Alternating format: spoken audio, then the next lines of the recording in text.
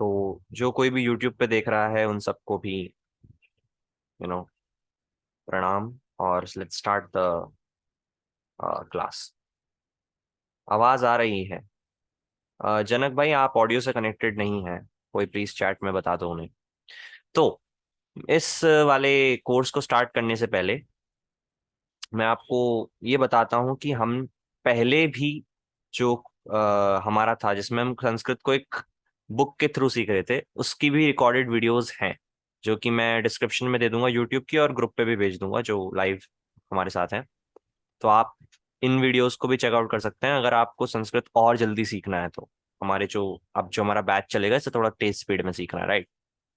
तो बाकी तो अब हम संस्कृत को बिल्कुल बेसिक से सीखने वाले हैं। तो स्टार्ट करते हैं। राइट।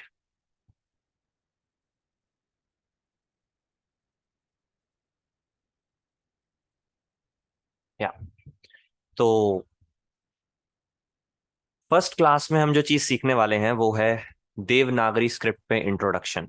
देवनागरी स्क्रिप्ट, अब स्क्रिप्ट्स का क्या मतलब होता है जिनको नहीं पता है मैं बता दूं कि संस्कृत को लिखने का कई तरीके होते हैं। संस्कृत को आप ऐसे भी लिख सकते हो जैसे यहाँ पे लिखा हुआ है रेड कलर में, तो ये देवनागरी स्क्रिप्ट है। और भी डिफरेंट डिफरेंट स्क्रिप्ट्स यूज होती आई हैं। हमारा कल्चर काफी ज्यादा पुराना है, तो डिफरेंट डिफरेंट स्क्रिप्ट्स डिफरेंट जगहों के हिसाब से, डिफरेंट टाइमलाइन के हिसाब से यूज होती आई हैं। तो हम देवनागरी स्क्रिप्ट में सीखेंगे, यानी कि जो नॉर्मली हम हिंदी के लिए टिपिकली यूज करते हैं, राइट? तो we will start with pronunciation. तो किसी को कोई भी डाउट हो तो मुझे आप बीच में भी रोक के बिल्कुल आराम से माइक खोल के पूछ सकते हो। एंड कोशिश करना कि अगर मैं क्वेश्चन पूछो तो उसका भी आप जवाब दो माइक खोल के। तो फर्स्ट टॉपिक की ओर आगे बढ़ते हैं। हमारा जो फर्स्ट टॉपिक है वो है प्रोनाउंसिएशन। और सबसे पहले हम प्रोनाउंसिएशन सीखेंगे स्वर की। अब ये स्वर क्या होता है और ये सब ये थोड़ा हम अभी आगे जानेंगे, लेकिन पहले हम प्रोनाउंसिएशन देख लेते हैं। तो पिछले वाले बैच में काफी लोगों की शिकायत थी कि प्रोनाउंसिएशन की प्रॉब्लम है। तो अब हम प्रोनाउंसिएशन को बिल्कुल क्लियर करेंगे सबसे पहले। तो अब आपको शायद ऐसा फील आ रहा होगा कि ये तो बिल्कुल बचपन में जैसे हिंदी सीखते थे बिल्कुल वही चीज है। तो संस्कृत का व्याकरण थोड़ा सा सिमिलर है देवनागरी से। तो स्टार्ट करेंगे प्रोनाउंसिएशन, बताइए सब।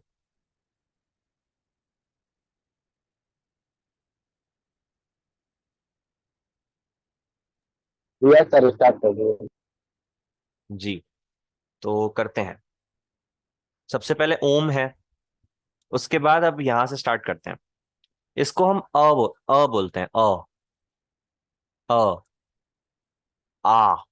अगर आप इंग्लिश देखोगे तो वो लोग और आ दोनों के लिए ए लेटर का यूज करते हैं।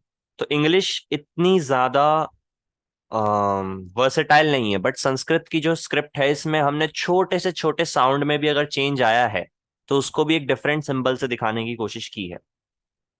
तो आ, ई, ई, उ, ऊ, ए, आई। अब यहाँ पे सबसे ज्यादा प्रॉब्लम आती है जो मैंने देखा है सब में। आई को लोग ए बोल के प्रोनाउंस करते हैं कई बार। जैसे एक वर्ड में लेता हूं, भैंस। तो एक्चुअल वर्ड होता है भैंस, क्योंकि उसमें आई की मात्रा होती है, लेकिन वो भैंस बोलते हैं। तो ओरिजिनली आपको संस्कृत में ये ध्यान रखना है, हिंदी में चल जाता है, लेकिन संस्कृत में हमें ये ध्यान रखना है कि हम सही वर्ड ही प्रोनाउंस करें। तो इसको जो है, जिसको हम अभी यहाँ पे आई बोलेंगे आज से, ठीक है? आई, उसके बाद ओ, और औ। ये होता है औ। औ, री, री। थोड़ा सा इसको एक्सटेंड कर दें तो अह। एक सेकेंड, पहले मैं देखता हूँ किसी का शायद चैट आया है।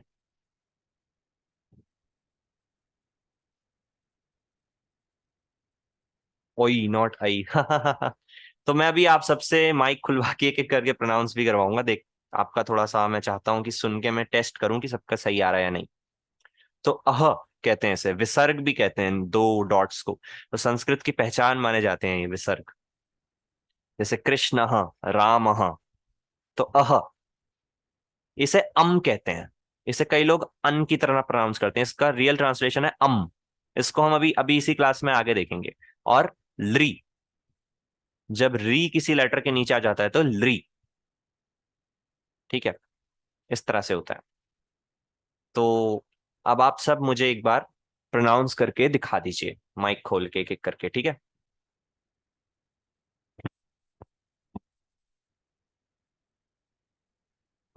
जी तो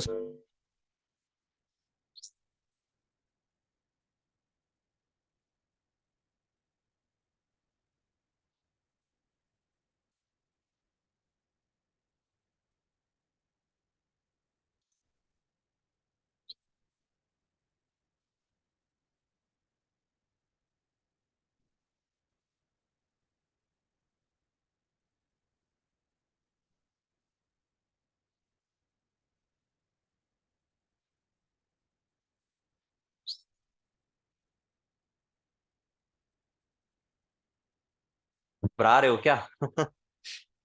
आपका एग्जाम नहीं ले रहा हूं मैं। आराम से फील फ्री टू, अगर गलत भी होगा तो कोई दिक्कत नहीं है। अभिषेक अग्निहोत्री जी, आप स्टार्ट करिए। यस एक सेकंड, एक सेकंड रुकिएगा। यहां से प्रोनाउंस करिएगा, यहां से ओम टू ओम द्री। हम्म।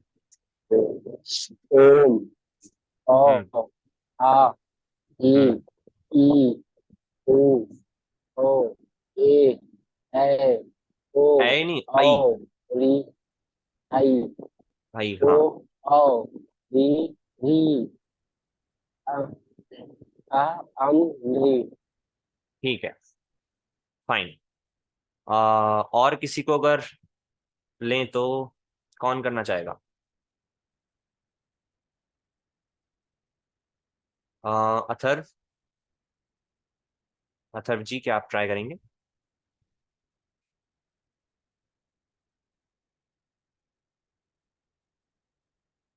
अथर्व। सॉरी भैया, अभी थोड़ा बाहर हूँ। अच्छा अच्छा, कोई नहीं कोई आवाज नहीं। क्लियर नहीं है। इसकी आप खुद प्रैक्टिस कर लेना, कोई प्रॉब्लम नहीं है बाद में। दिशा।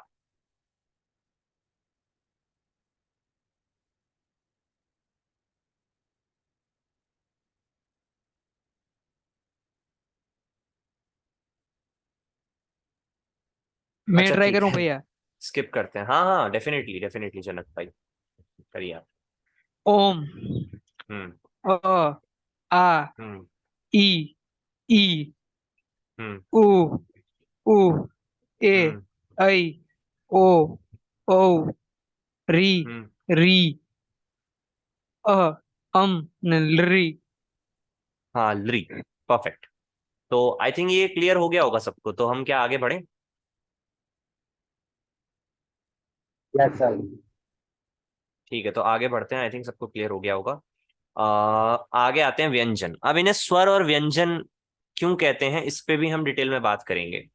एंड स्पेशली स्पिरिचुअलिटी में भी इनका एक काफी ज्यादा सिग्निफिकेंस है। खैर वो चीज हम बाद में, इससे अगले उसमें देखेंगे, जस्ट अगली स्लाइड में। लेकिन पहले अभी हम व्यंजन को समझ लेते हैं, व्यंजन की प्रोनाउंसिएशन। तो व्यंजन में भी कुछ ऐसे वर्ड्स हैं जिनकी प्रोनाउंसिएशन में बहुत प्रॉब्लम आती है, तो मैं आप लोगों से सिर्फ वही वर्ड्स प्रोनाउंस करवा के देखना चाहता हूँ एक बार। सबसे पहले मैं सबका आपको बेसिक एक आइडिया दे देता हूँ। क, ख, ग, घ, और ये है अंग। अब इसको कई लोग ढ पढ़ेंगे, लेकिन ड यहाँ पे ये वाला होता है ड, लेकिन यहाँ पे इसके साइड में एक बिंदी लगी हुई है, ध्यान से देखो। तो इसको हम कैसे पढ़ते हैं? संगात, जैसे यहाँ पे लिखा हुआ है संगात, संगात। ठीक है, इस चीज का ध्यान रखिएगा। च, छ, ज, झ। अब ये कैसे प्रोनाउंस करते हैं? जैसे यहाँ पे संजया, तो धनंजय, तो अंग, इसको ऐसे प्रोनाउंस करते हैं।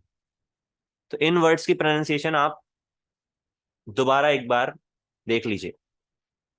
इसको कैसे प्रोनाउंस करेंगे? संगात, संगात। बाय द वे, जो लेटर ऊपर होता है वो पहले प्रोनाउंस होता है, और जो नीचे होता है वो बाद में प्रोनाउंस होता है। तो संगात, संजायते। ठीक है, संगात संजायते। फाइन। क्या ये चीज सबको क्लियर हुई? एक बार बता दीजिए।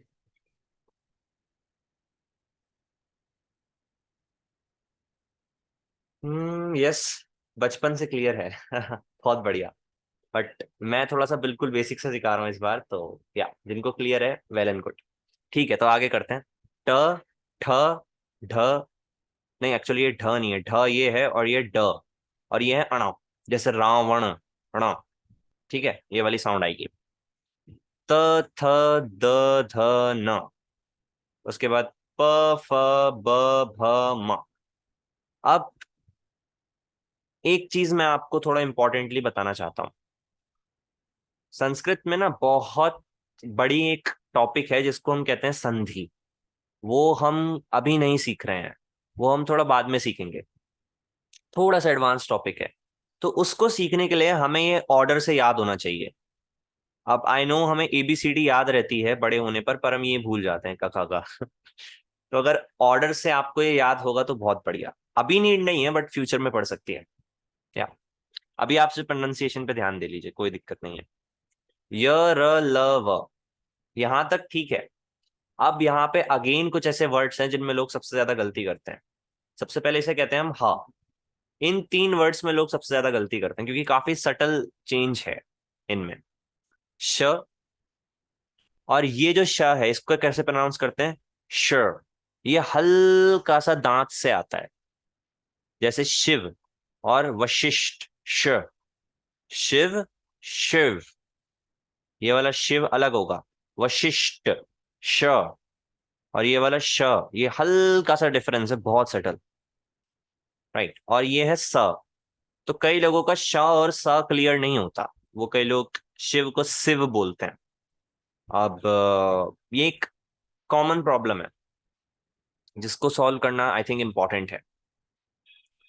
तो मैं चाहूंगा कि आप सब एक बार मुझे ये तीन वर्ड्स प्रोनाउंस करके दिखाएं माइक खोल के। अभिषेक अग्निहोत्री जी से शुरू करें, क्या नहीं जनक से शुरू करते हैं। श वाला ना?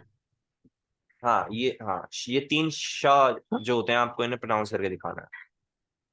हाँ, श, स, हाँ नहीं नहीं नहीं, श, हाँ हाँ। स और स। श, श। मतलब माइक से पता नहीं चलेगा। एक तो है श और एक मतलब है श। हल्का सा उसमें दांत से जो हाँ निकल के आता है वो ये वाला है। तो अभी अभी तो हाँ हम भैया, क्योंकि मुझे मतलब बचपन हाँ, मतलब पता तो है, पर पुराना पुराना पुराना बोल नहीं पा रहा मैं अच्छे से। कोई नहीं, आप प्रैक्टिस वो करिएगा हो डिफरेंस पता जाएगा। है। आप प्रैक्टिस करिएगा हो जाएगा। क्योंकि यस, संस्कृत एक ऐसी लैंग्वेज है, इसको प्रोनाउंस यस, करना भी आई थिंक इम्पोर्टेंट है काफी। ये नेचर से जुड़ी हुई लैंग्वेज है, काफी yes. I think pronunciation important रहता है। खैर कोई नहीं, आगे चलते हैं। आई थिंक दूसरे भी कोई मुझे प्रोनाउंस करके एक बार दिखाना चाहता है, अगर उसको इसमें अंतर समझ नहीं आ रहा है तो। एनीवन? श, स। ये वाला श दोबारा करना एक बार। श। हाँ, देखिए, हम ओरिजिनली सिर्फ स्वर ही बोल सकते हैं अपने मुंह से। ठीक है, जो व्यंजन होते हैं ना, ये तो बस उन स्वर को मोल्ड कर करके दांतों के थ्रू, जीभ के थ्रू, जॉ के थ्रू, डिफरेंट तरीके से हम उन्हें मोल्ड कर करके ले आते हैं। जनक एनोटेट मत करिए प्लीज। तो हम उन्हें एक तरह से तोड़ मरोड़ के, उन्हें एक आकार दे के बेसिकली बनाते हैं। वो हम अभी समझेंगे। तो यहाँ पे हम क्या कर रहे हैं, उस स्वर को श, और एक बार दांत से निकाल रहे हैं श। तो ये डिफरेंस हम बाद में अच्छे से जानेंगे जब हम संधि सीखेंगे। अब थोड़ा सा मात्राओं पे आते हैं। डिफिकल्ट वर्ड्स से पहले कुछ और वर्ड्स भी हैं, हिंदी में कुछ और सिंबल्स भी हैं, उनको भी देखेंगे। बट पहले कुछ मात्राओं पे आते हैं। अब एक स्पिरिचुअल सिग्निफिकेंस मैं आपको बताता हूँ स्वर और व्यंजन का। आई थिंक अगर आप सबने सुरेश भैया के साथ मेरी जो दूसरी पॉडकास्ट है वो देखी होगी, तो उसमें भी सुरेश भैया ने बात बताई थी कि व्यंजन और स्वर में क्या रिलेशन है, शिव शक्ति वाला रिलेशन है। तो डांस और डांसर एक दूसरे से अलग नहीं हो सकते, राइट? तो वही वाली चीज है ये। हम इसको प्रोनाउंस नहीं कर सकते। एक मिनट ध्यान से समझिएगा प्लीज इसे। हम इसको प्रोनाउंस नहीं कर सकते। इस क के नीचे आप देखो ये एक लगा हुआ है ना डंडा से, इसे कहते हैं बाय द वे हलंत। ठीक है, टेक्निकल वर्ड है इसका हलंत। तो इसे आधा क भी बोल सकते हो। अब जिसे आप आधा क बोलते हो ना ऐसे करके जो लिखा जाता है, इसे आप ये भी बोल सकते हो आधा क, हलंत को। तो इसका मतलब है कि इसके अंदर स्वर नहीं है। तो इसके अंदर बेसिकली स्वर नहीं है। स्वर का क्या मतलब है? मैं बिना इनके, ये वाले जो है री उ मैं इसको प्रोनाउंस नहीं कर सकता। तो अगर मैं इसको इसके साथ जोड़ दूं, के साथ इसके एंड में लगा दूं, तो ये क बन जाता है। ठीक है, आप कितना ही कोशिश कर लो, एंड में की हल्की सी साउंड आपको सुनाई देगी। ध्यान से ट्राई करो, क एंड में हल्की सी की साउंड सुनाई दे रही है। तो वो जो है, इनको शिव कहा जाता है स्वर को, और व्यंजन को शक्ति कहा जाता है। तो कोई भी मंत्र जो होता है उसमें दोनों होते हैं, शिव शक्ति। तो अगर मैं इस वाले पर्टिकुलर व्यंजन के साथ लगा दूं तो का हो जाएगा। ऊ लगा दो तो कु, बड़ा ऊ लगा दो तो कू, री लगा दो तो क्री। जैसे कृष्ण, कृष्ण, उनको लोग आजकल कृष्णा बोलने लग गए हैं। कृष्ण, कृष्ण। ठीक है, के और आई लगाने से कई, कई, को, कऊ, कऊ। ठीक है, आई थिंक कोई डाउट नहीं आ रहा होगा अब तक। अगर आए ना तो बीच में बिल्कुल रोक के बोल देना। या अब यहाँ पे करते हैं कम। अब मैं यहाँ पे एक और कॉन्सेप्ट आपका क्लियर करवाना चाहता हूँ, लेकिन मैं भागना नहीं चाहता। तो पहले बताइए आपको ये वाला कॉन्सेप्ट क्लियर हुआ क्या, कि स्वर और व्यंजन मिलके ही एक वो पूरा लेटर बनते हैं?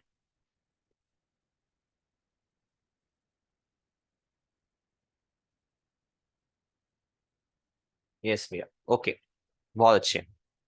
तो अब हम किस चीज पे बात करेंगे? Now we will talk about this. बहुत ही इंपॉर्टेंट टॉपिक है, तो प्लीज थोड़ा ध्यान से आप देखिएगा। अगर मैं इसके साथ ये वाली मात्रा लगा दूं बाय द वे, या स्वर जोड़ दूं इसके साथ, तो ये कम बन जाता है। नाउ एक चीज बहुत इंपॉर्टेंट है, ये जो बिंदी है ना, ये इसको दर्शाना चाहती है बेसिकली। क और उसके साथ आधा म लगा दिया मैंने। तो ये आधा म जो है, ये हल्का सा नाक से आता है। ये पूरा म नहीं है, जैसे ओम में म लेटर नहीं आता, हल्का सा नाक से आता है बस। तो ये वो है बेसिकली। तो अगर मैं संस्कृत को, संस्कृतम में ये वाला म यहां से हटा के और इसके ऊपर ये बिंदी लगा दूं, तो भी हम इसको ऐसे ही पढ़ेंगे, संस्कृतम। ठीक है, लेकिन हम इसको ऐसे भी लिख सकते हैं, आधा म हम डायरेक्ट भी लगा सकते हैं अगर एंड में आ रहा है तो। तो एंशंट संस्कृत में ये जो बिंदी थी, इसकी प्रोनाउंसिएशन थी म, आधा म, ना कि न। जैसे संस्कृत पढ़ते हैं हम इसे, लेकिन एक्चुअल में अगर आप ध्यान से इसे रियल प्रोनाउंसिएशन इसके सुनोगे, वो है संस्कृत। हल्का सा म है, संस्कृत, संस्कृतम। ये चीज क्लियर हुई सबको? आधा म। तो कम का मतलब इस पे ऊपर आधी म की बिंदी है। क्या वो चीज क्लियर हुई थी सबको? बताइए एक बार।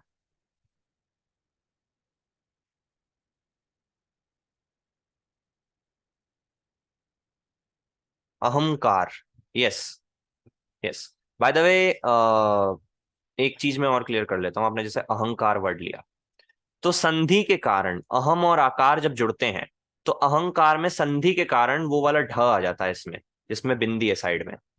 ठीक है, तो ये बन जाता है अहंकार, ऐसे करके। तो उसमें बिंदी नहीं आती अहंकार में, जब हम संस्कृत में अहंकार लिखते हैं। भगवत गीता पढ़िएगा, तो उसमें अहंकार के नीचे यहाँ पे ये वाला है, जो अभी मैंने बताया था ना, एक संगात में जो आ रहा था, वो है शंकर, अंग। ठीक है, तो इन दोनों में एक डिफरेंस है, संस्कृत में और हिंदी में थोड़ा सा ही डिफरेंस है। तो आई थिंक ये चीज क्लियर हो गई होगी। इसके बाद अह, इसके साथ जोड़ देंगे तो कह, विसर्ग को जोड़ देंगे। क के साथ ई की, क के साथ बड़ी ई की, राइट। तो ये तो बेसिक हिंदी एक है। तो आई थिंक व्यंजन और स्वर का आपको साथ में मेल जो है समझ आया होगा। अब ये किसी भी उसके साथ लगा सकते हो आप।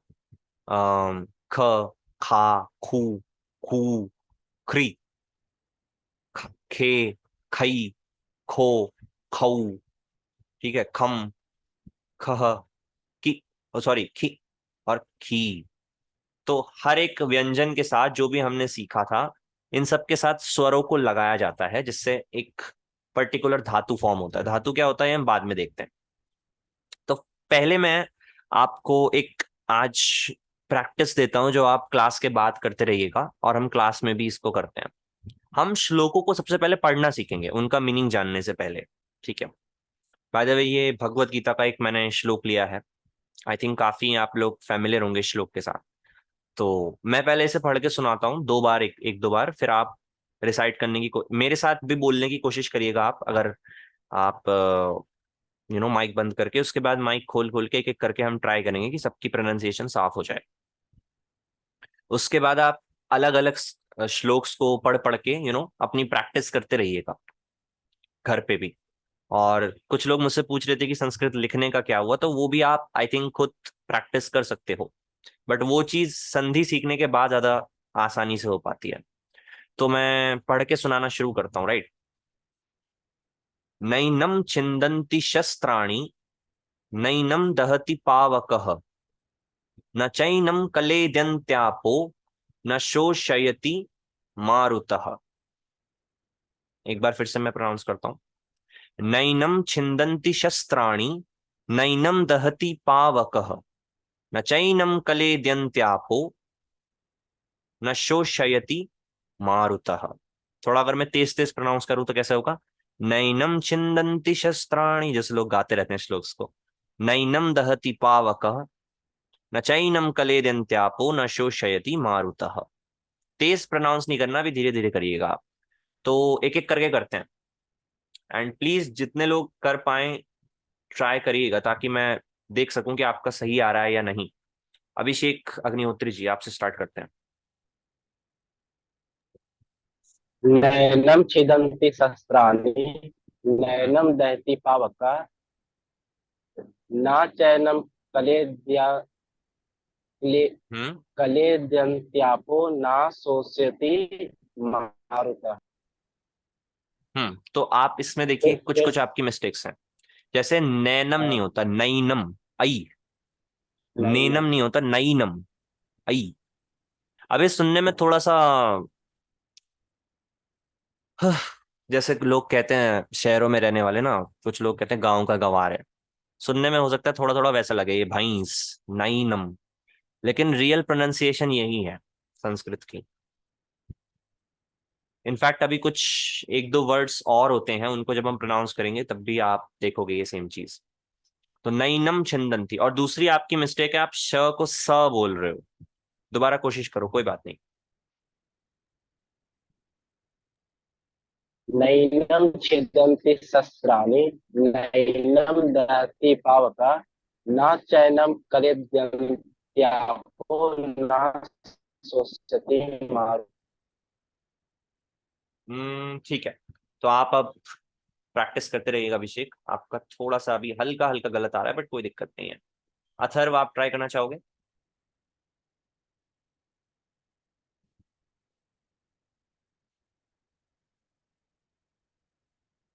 हम्म। स्वरूप भाई, आप ट्राई करना चाहोगे?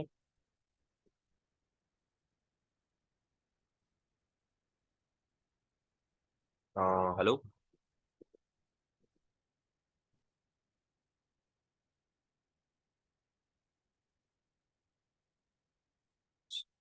एक सेकंड रुकिए, चैट में पढ़ता हूँ। मुझे तो वर्ड ही नहीं पता, थोड़ा थोड़ा सीख रहा हूँ। अच्छा,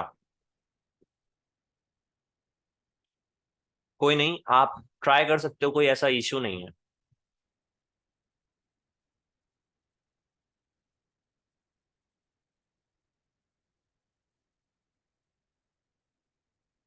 वरना सत्यम बिंदल, आप ट्राई करना चाहोगे?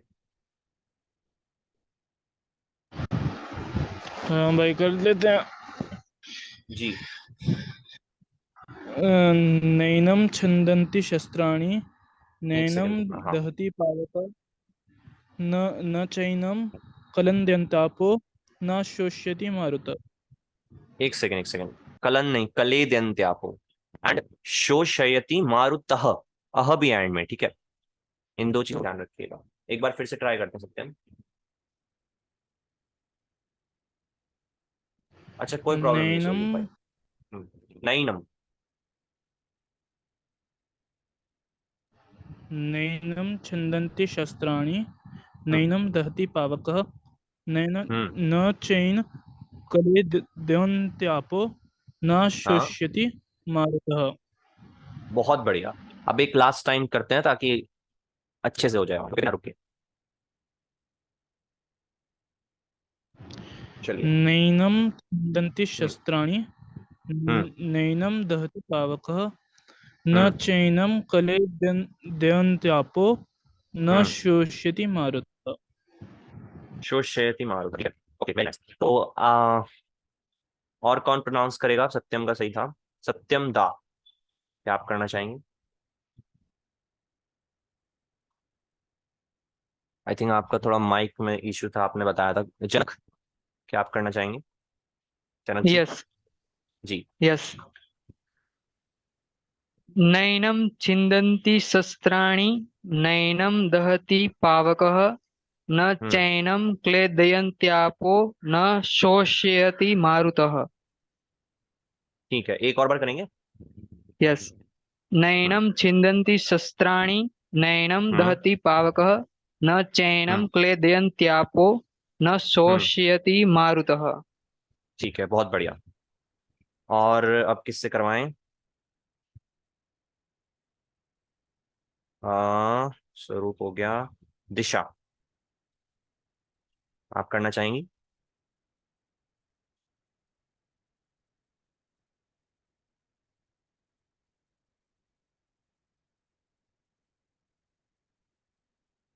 नो, ठीक है, कोई नहीं।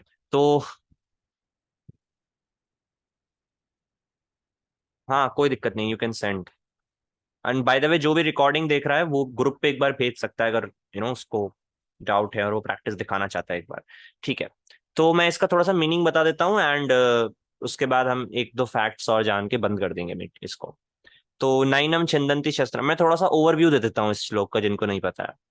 तो छिंदंती शस्त्राणी, तो ना तो उसको शस्त्रों से छेदा जा सकता है। जैसे हम दीवार में कील ठोकते हैं तो हम उसका छिंदन करते हैं, उसको छेदते हैं। तो ना तो उसको शस्त्रों से डिवाइड किया जा सकता है दो में। नैनम छिंदंती शस्त्राणी। न नैनम दहति पावक, पावक कहते हैं अग्नि को, क्योंकि वो पावन कर देती है। तो ना उसे जलाया जा सकता है, ना पवन उसे सुखा सकती है, ना जल उसे भिगो सकता है। उसकी मृत्यु नहीं होती है। बेसिकली इसमें ये आत्मा के ऊपर कृष्ण भगवान जी ने बताया है। राइट। अब एक पर्टिकुलर वर्ड होता है जिसको आई थिंक हम बाद में देखेंगे। बट ये देखिए, ये है, आपने देखा होगा ये वर्ड। इसको आज के टाइम में इसकी सही प्रोनाउंसिएशन है ज्ञ।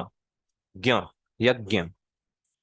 बाय द वे, कुछ लोग यज्ञ बोलते हैं, तो वो बिल्कुल ही, अगर आप इंग्लिश और हिंदी को मिक्स कर दो, वो रामा कृष्णा और वैसे करके बिल्कुल एंड में योगा, योग को योगा बना दिया, तो तब आप उसको यज्ञ बोलते हो। लेकिन इसकी रियल प्रोनाउंसिएशन है यज्ञ, ज्ञ। लेकिन वैदिक काल में इसकी सही प्रोनाउंसिएशन थी ज, और इसको मिला के, ये जो था य को मिला के, तो इसकी रियल प्रोनाउंसिएशन थी ज्ञ। तो ज्ञानी नहीं होता था वैदिक काल में, ज्ञानी। सुनने में थोड़ा वैसा लगेगा।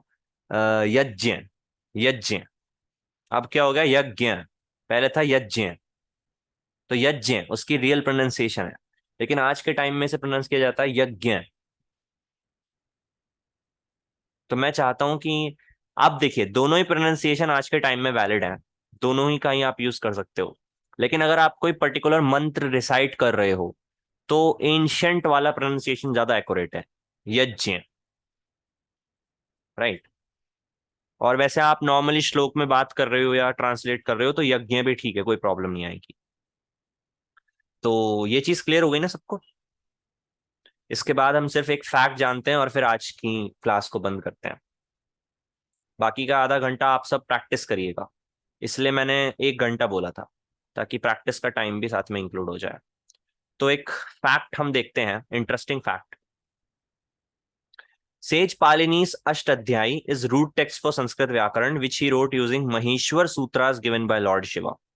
तो पालिनी जी जो थे उन्होंने अष्टाध्यायी लिखी थी, यानी जैसे पतंजलि योग सूत्र हैं ऐसे उन्होंने सूत्र लिखे थे, जो कि आज के जमाने का रूट टेक्स्ट है संस्कृत के व्याकरण के लिए। उसमें पूरा संस्कृत का व्याकरण उन्होंने सूत्रों के थ्रू लिखा हुआ है, और वो चीज उन्होंने लिखी थी महेश्वर सूत्रों से। तो उन्होंने शिव जी की तपस्या की, शिव जी प्रसन्न हुए, शिव जी ने डमरू बजाया और डमरू से महेश्वर सूत्र निकले, उसी के थ्रू उन्होंने संस्कृत का व्याकरण रचा था। तो ये आई थिंक पाणिनि जी वही, तो सेज पाणिनि। अब बाय द वे पतंजलि जी ने भी इस पे फिर बाद में उनके उस पे काफी वो लिखा था, वरना आज के टाइम में संस्कृत पूरी तरह से लॉस्ट हो जाती। गौतम बुद्ध जी के टाइम पे भी एक ऐसा टाइम आया था, संस्कृत पॉपुलर नहीं थी बिल्कुल भी, पाली लैंग्वेज थी वो पॉपुलर हो गई थी। तो फिर पतंजलि जी आए और पालिनी जी के वर्क्स के ऊपर उन्होंने अपने वर्क लिखे और वगैरह वगैरह, तो हम संस्कृत जो है आज के टाइम में बहुत इजीली सीख पाते हैं, वरना पहले के टाइम में बहुत मेहनत करनी पड़ती थी संस्कृत सीखने के लिए। आज के टाइम में काफी मुश्किल है वो। एक सेकंड रुकिएगा। तो आज की क्लास खत्म होती है, अब थोड़ा सा हम बात कर सकते हैं अगर आप चाहें तो, डाउट्स वगैरह। पूछना